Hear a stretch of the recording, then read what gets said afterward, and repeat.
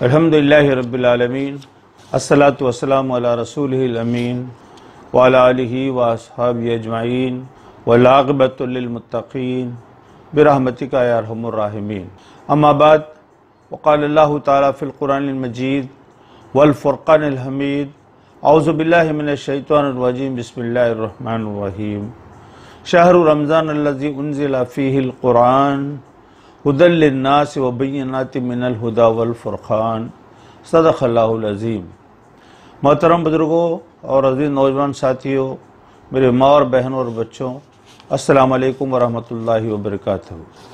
اللہ کا لاکھ لاکھ شکر احسان ہے، اس نے مجھے اور آپ کو ایمان کی دولت سے نوازا، اور اسی نے مجھے اور آپ کو پیارے نبی، آخری نبی حضرت محمد مصطفیٰ صلی اللہ علیہ وسلم کی امت پہ پیدا کیا۔ اللہ تعالیٰ نے رمضان کے مہینے میں داخل کیا، پھر مجھے اور آپ کو رمضان کے روزے رکھنے کی توفیق عطا فرمائی۔ یوں ہم نے روزہ شروع کیا، اب تیزی کے ساتھ روزے آگے بڑھتے ہوئے ختم ہونے کی طرف گامزن ہے، تو ہمیں ان اوقات کا خیال کرتے ہوئے، ان روزوں کا خیال کرتے ہوئے ہمیں اللہ تعالیٰ کے سامنے توبہ اور استغفار کرنے کی ضرورت ہے، اور زیادہ سے زیادہ رمضان سے فائدہ اٹھانے کی ضرورت ہے۔ میں اور آپ دیکھتے ہیں کہ رمضان کا مہینہ آ جاتا ہے تو اس مہینے کی خیر اور برکتوں سے ہم مالامال ہوتے ہیں۔ یہ بہت ہی بڑا مہینہ ہے، اس کا تصور میرا اور آپ کے اندر آ جاتا ہے۔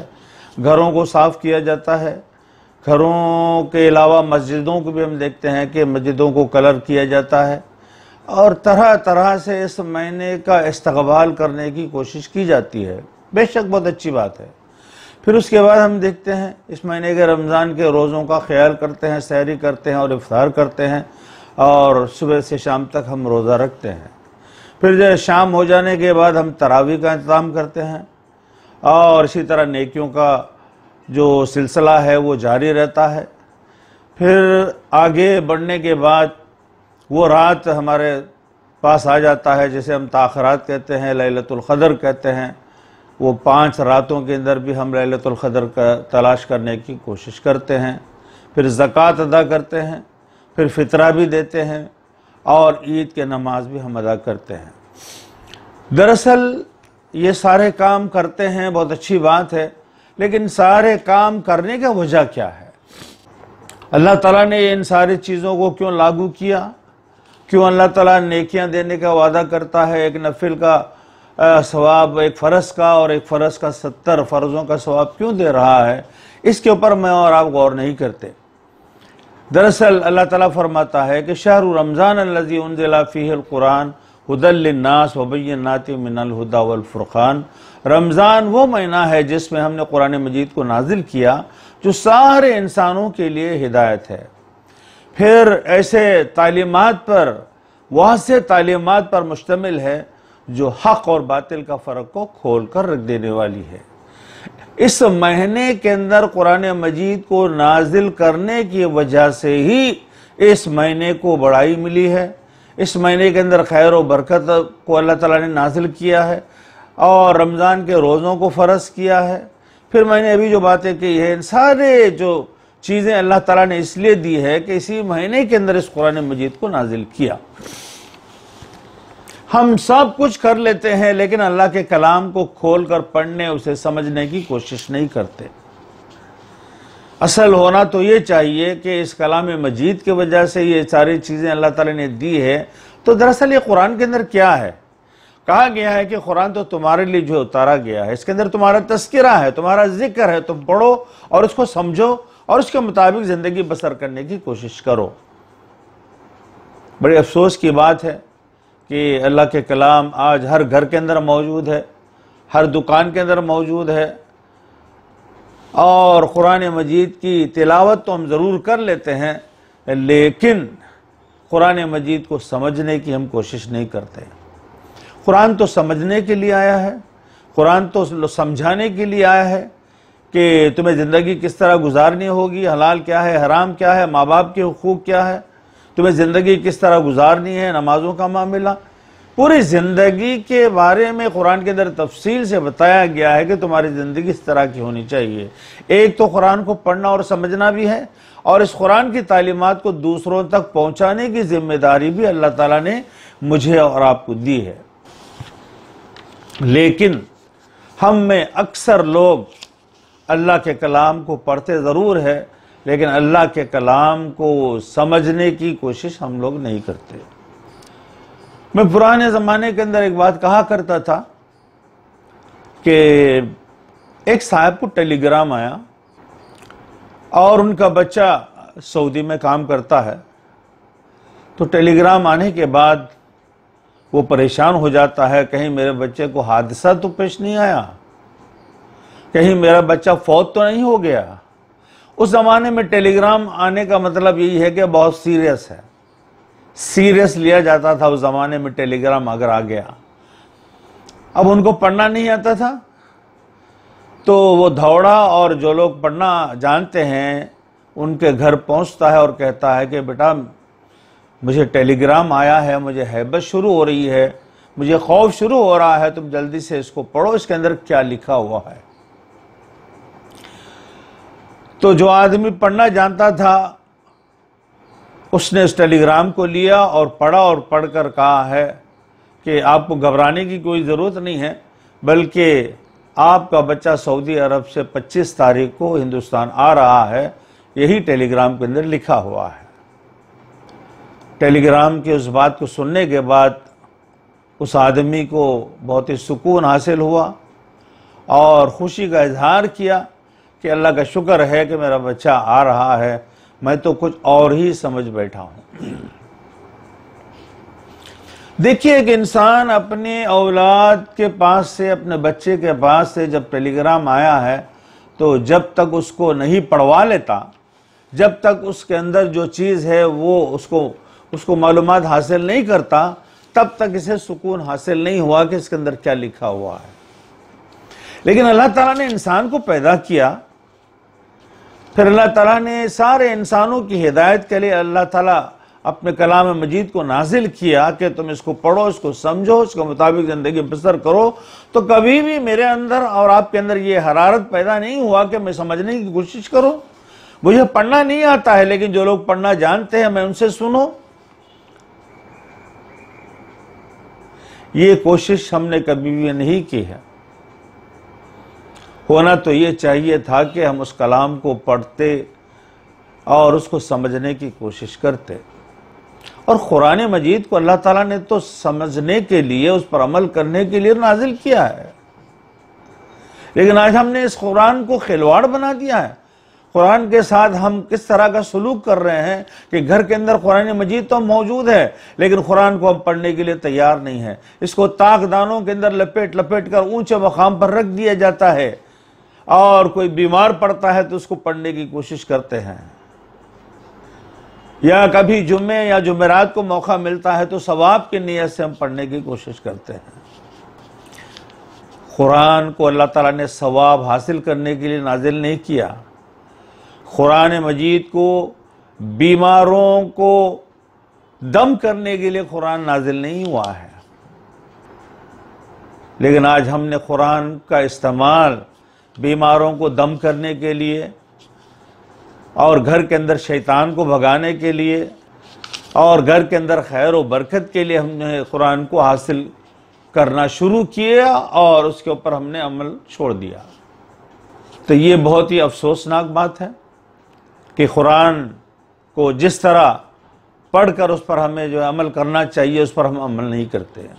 ایک مرتبہ کا واقعہ ہے کہ ایک خریے کے اندر ایک صاحب اپنے کام کاج کے لیے چلے گئے، پھر واپس وہ اچانک گھر آ گئے اور گھر آ کر غسل کرنے لگے۔ ان کے بیوی نے پوچھا کہ کیا بات ہے، آپ تو ابھی ابھی گئے ہیں اپنے کام پہ، پھر واپس آ گئے اور غسل بھی کر رہے ہیں۔ تو اس آدمی نے کہا ہے کہ میں اسی لیے غسل کر رہا ہوں کہ مجھے ابھی کورٹ کو جانا ہے اور کورٹ میں مجھے گواہی دینی ہے۔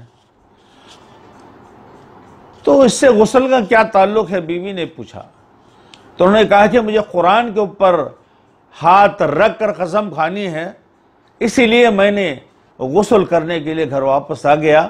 اب میں غسل کر کے جاؤں گا اور میں گواہی دوں گا، اور وہ گواہی جھوٹی گواہی ہوگی، لیکن ہاتھ تو ہے مجھے قرآن مجید کے اوپر رکھنی ہوگی، اسی لیے میں غسل کر کے جا رہا ہوں۔ کتنے افسوس کی بات ہے کہ اللہ کے کلام پر ہاتھ رکھ کر جھوٹ بولنے جا رہا ہے، لیکن وہ قرآن مجید کو چھونے کے لیے غسل کر کے جا رہا ہے۔ تو یہ تعلق ہے آج مسلمانوں کا اللہ کے کلام پاک سے۔ قرآن کو چھونے کے لیے ڈرتے ہیں، قرآن کو پڑھنے کے لیے ڈرتے ہیں، حالانکہ کہا گیا ہے کہ قرآن کو تم اپنے اندر اتار لو۔ نبی کریم صلی اللہ علیہ وسلم کی وفات کے بعد کچھ لوگ آتے ہیں ہماری اماں عائشہ صدیقہ رضی اللہ تعالیٰ عنہا کے پاس اور پوچھتے ہیں کہ اماں جان ہمیں بتائیے کہ اللہ کے رسول صلی اللہ علیہ وسلم کیا کیا کرتے تھے، کس طرح زندگی گزارتے تھے۔ ہم چاہتے ہیں کہ ہم اللہ کے رسول صلی اللہ علیہ وسلم کے جس طرح چلتے تھے، جس طرح رہتے تھے، اسی طرح ہم بھی رہنا چاہتے ہیں۔ ہماری ماں بی بی عائشہ صدیقہ رضی اللہ عنہا نے ان نوجوانوں سے پوچھا کہ کیا تم لوگ قرآن پڑھتے نہیں؟ نوجوانوں نے کہا ہے کہ ہم قرآن پڑھتے ہیں۔ تو ہماری ماں بی بی عائشہ صدیقہ رضی اللہ تعالیٰ عنہا نے کہا ہے کہ جب تم قرآن پڑھتے ہو تو تم قرآن کے مطابق زندگی بسر کرو، اس لیے کہ تمہارے نبی کی زندگی چلتا پھرتا قرآن ہی نمونہ ہے۔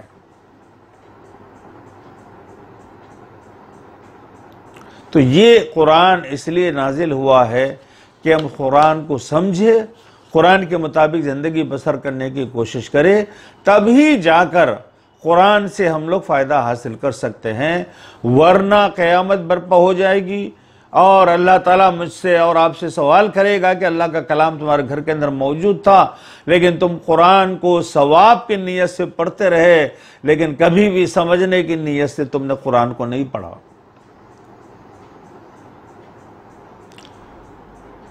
ایک بہت بڑے عالم ہیں،